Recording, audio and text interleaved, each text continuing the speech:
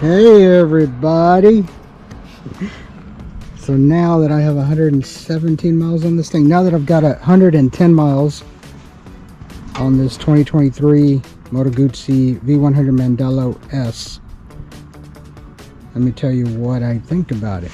So to give you some background in comparison, some of the other bikes that I'm familiar with are 2010 KTM SMT, a 2019 Invia Agusta Brutale RC, a 2017 Aprilia Tono Factory, a 2016 Moto Guzzi V100 Racer, and a little Z125 Kawasaki Z125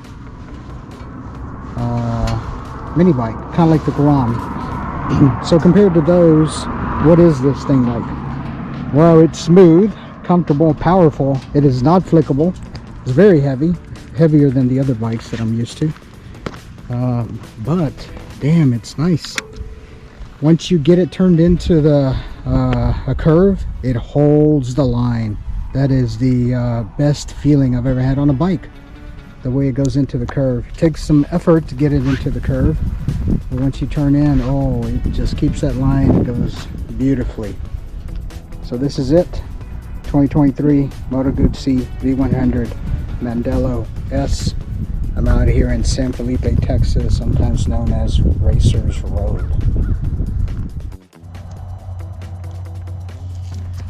$176 miles. So I've been riding for about 3 hours now.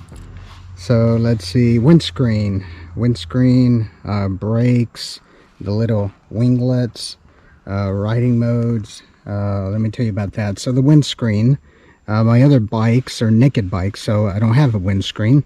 My 2010 SMT is the closest that I've experienced, and so for me, to give you some reference, I'm 5'6", 155 pounds, kind of short. So actually this one's a little bit taller than my Tono. I can barely tippy-toe on both sides at the same time. Windscreen, I found it best in the lowest setting.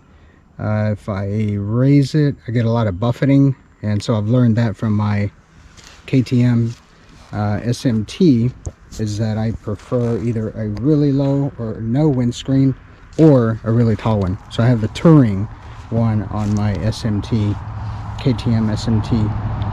This one, I think I will leave it in the lowest setting for now, or I'll get the touring screen, the larger one, for longer rides. Little winglets, I didn't try them out. They do come on. You can set them to come on automatically on rain mode all the time, or at different speeds on the other modes. I tried sport, road, touring, and rain.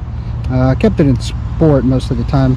Even in sport, it is not as, let's say, I keep saying flickable. It's not flickable, but it's got plenty of power. Brakes are excellent, both front and rear brakes. Both of them excellent. They have plenty of stopping power.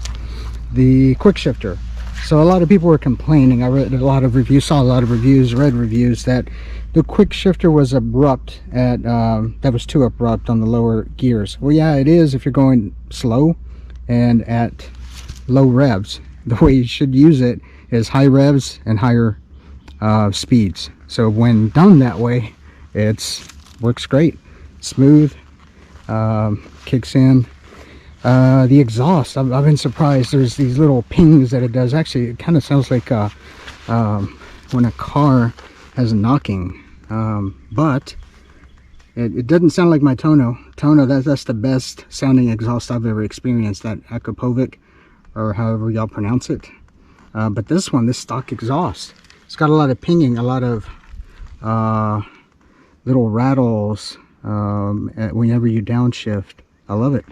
All right, that's the second update. Let me see if I can get up to about 220 miles or so.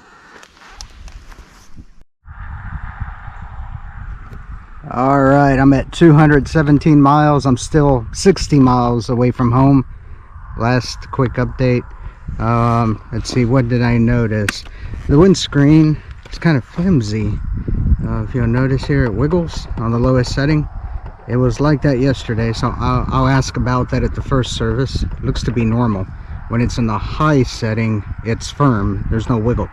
But on this low setting, it wiggles. Again, quick shifter works great. You need to be at 4, 5, or 6,000 RPM and preferably accelerating at a higher speed to use that.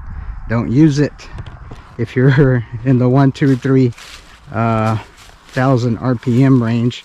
That ain't gonna feel so good. It surges forward, which I wouldn't blame it. That's not the way it was intended to be used. Again, awesome brakes, very comfortable, except after about 5 hours now of riding, the seat's starting to hurt my butt. I've never had that. Most other bikes, I get uncomfortable, but they never hurt like this. So I'm gonna have to look at a aftermarket, or maybe the comfort seat. I think that comes along with the heated seat. It's heated and it's comfort, high or low. I'll have to look at those options. I think that was it. Great day of riding.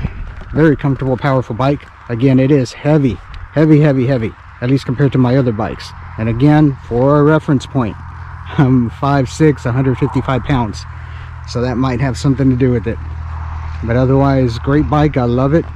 A lot more riding here within the next few days. Looking forward to it.